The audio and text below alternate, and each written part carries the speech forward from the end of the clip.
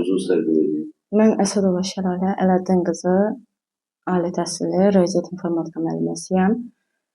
Deməli, şikayətim Bərdə Peşə Liseyi ilə bağlıdır, direktorla bağlıdır. Cari ildə agentliyin keçirdiyi imtahanda iştirak etdim. Sistem şəbəkə inzibatçılığı üzrə 47,5 bal yığdım və seçim olunarkən vakansiya seçimində Bərdə Peşə Liseyini seçdim və daxil oldum, müsahibədən də keçdim. Əmri təsdiqlətməyə getdikdə, yəni direktor əvvəlcə dedi ki, nəyə gəlmisən? Dedim, əmri təsdiqlətməyə. Dedi, ola bilməz. Düşmüşəm, dedim, bura. Dedi, hansı ixtisasda? Dedim, bu ixtisasda. Yəni sistem şəbəkə inzibatçılığı. Dedi ki, yəni bizdə belə bir ixtisas yoxdur. Sonra qalxdı dedi ki, qrupu ləğv eləmişik. Yəni düzü mən özümdə belə deyək də, bu biraz bu tələbə qeydiyyatı falan bu işlərlə məşğulam. Yəni başqa yerlər, mən də iradımı bildim ki, müəllim, başqa yerlərdə bu ixtisasa tələbə toplandı. Yəni Laçın peşə kimi bir yerdə həmin yerə qarşı bir nəfərə qarşı 80 nəfər rəqabət apardısa, yəni bu müəssisədə qeyri-mümkündür o cür olmağı. Sonra dedi ki, ümumiyyətcə mən hələ vakansiya verməmişəm. Yəni iki başlı söz danışdı. Mənə də dedi ki, get, mən sənə xəbər eləyərəm, agentliyə müraciət edim. Yəni mən də düşündüm ki, yəqin ki, mənim işimlə bağlı agentliyə müraciət edər. Yəni gəldim, axşam düşdü, yığmadı, 5-ci günüsü idi. Səhərsi günüsü yığdım ki, müəllim, sizdən xəbər çıxmadı. Yəni nə oldu? Bu da heç nə dedi ki, yəni müraciət göndərmişik, hələ heç bir xəbər yoxdur. Qrup ləğv olunubdur, müəllim, sizin işiniz qalıb belə. Yəni mən də təhsil haqqında qanuna əsasən tələb etdim ki, yəni mən daimi əsasından düşmüşəm. Bugünkü gündə çətindir daimi əsasından düşmək. Tələb etdim ki, yəni informatika ixtisasıdır bunlar hamısı. Yəni informatika ixtisasına uyğun yerlər çoxdur Bərdə Peşə Liseyində. Yəni bu ixtisasların hansısa biri ilə məni təmin edin. Yəni ən azından belə deyək də, ümumi bunlar hamısı informatikanın alt qolları gedirlər.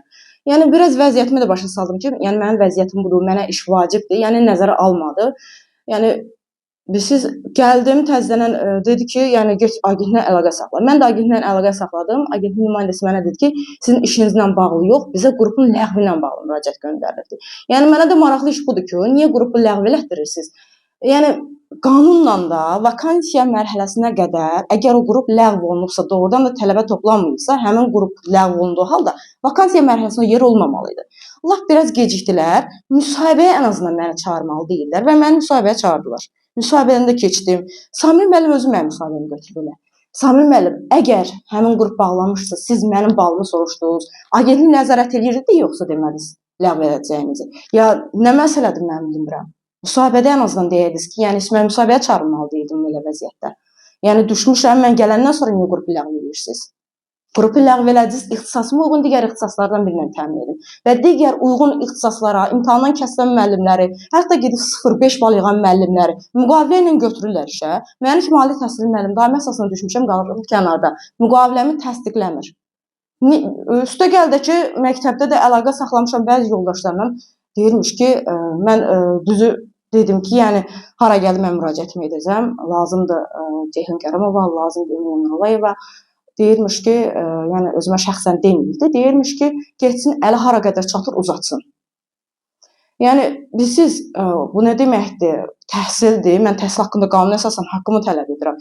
Yəni nə dərəcədə doğrudur ki, imtahandan kəsilən müəllimlər 0 bal, 3 bal yığan müəllim, mən kimsə çörəyin kəsmək niyyətində deyiləm, nə də at çəkəsi deyiləm. Həmin müəllimlər nə gəzirlər o məktəbdə? Necə dərs keçirlər? Məni kimi ali təhsilli müəllimə bal toplamışam ixtisasına, qalmışam kənarda, amma digər müəllimlər nəyin qarşılığında gəlib dərs keçirlər orada? Hansı savadla keçirlər? Kompüter aça bilmirlər heç. Tələbənin lağlağısına məruz qalır həmin müəllimlər. Nə dərəcədə doğrudur? Yəni yenə deyirəm, haqqımı tələb edirəm. Yəni düz elə şeylər var ki, unuduram, amma yəni mənə maraqlıdır ki, səbəb nədir məni götürməmək? Niyə qrupu ləğv elətdirir? Niyə belə eləyir? Yəni mənə çatmır bunun səbəbi. Yəni ədalətlə davransın. Necə təhsil işçisidir, necə deyim, qanunlara əməl edən bir insandır ki, bu müəllimin haqqını tapdalar. Özü də müəllimdir, ziyalı insandır. Yəni mən haqqımı tələb edirəm. Yəni son olaraq buradan müraciətim cənab prezidentə, Mehriban xanım Əliyevaya, Emine Nuralayeva, müraciətim buradan olaraq ki, xahiş edirəm. Yəni məni işlə təmin etsinlər. Yəni çox xahiş edirəm. Yəni mənim sosial vəziyyətim, sosial durumum çox çətindir. Öhdəlimdə az yaşlı övladım var. Yəni demək olar ki, hər bir necə deyim, çətinlik yük mənim üzərimdədir.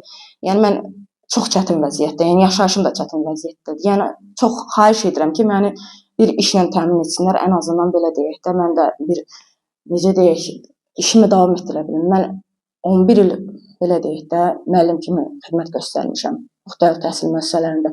Yəni hal-hazırda istəyirəm ki, işimi davam etdirəm. Hal-hazırda işsizəm və çox xahiş edirəm ki, mənə bu işdə yardımçı olsunlar.